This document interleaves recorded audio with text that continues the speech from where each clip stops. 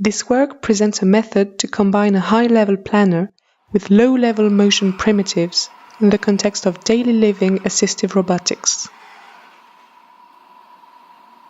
I will now fit the shoe to your foot.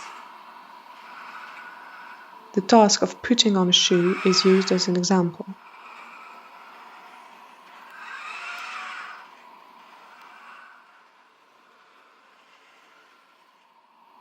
I can't see the shoe. Could you approach it to me?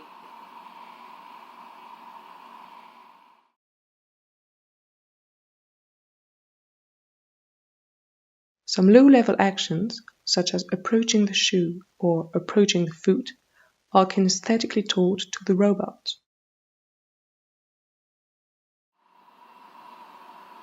I am picking the shoe from you. A simple sequencing of these actions can fulfill the task if everything goes as expected.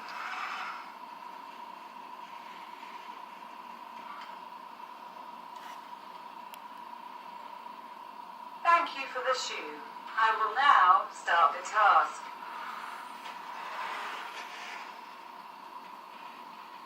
I am now going to approach the shoe to your foot.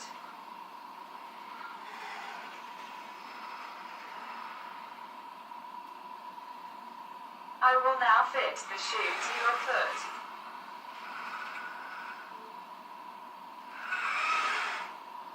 I am done. I will move away. If anything goes wrong, this approach will likely fail.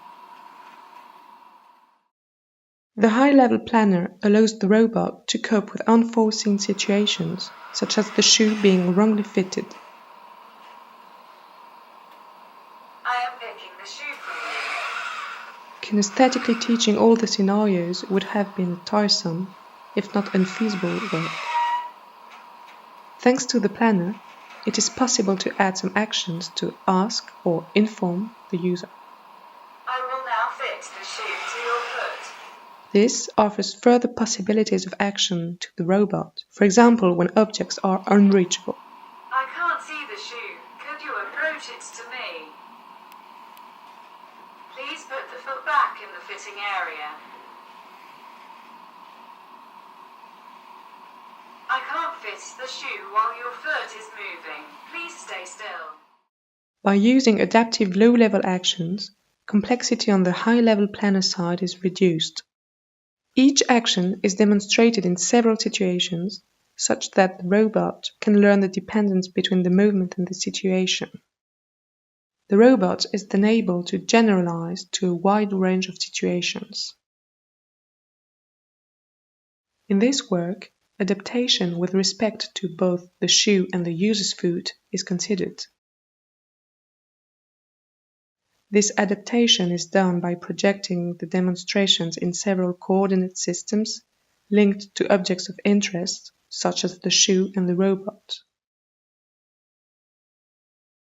The task is then learned in these different coordinate systems as separate experts. The combination of these experts through the product of their probabilities gives an adaptive model of the task. The adaptation can be done online.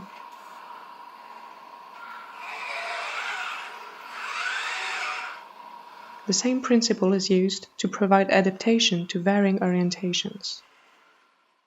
Further linking of the two-level process can increase the robustness of our approach. Here we demonstrated how the high-level planner can control low-level features such as velocity.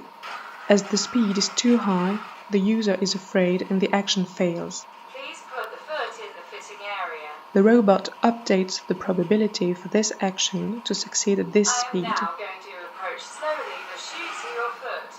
It then retries more slowly to increase its chances of success.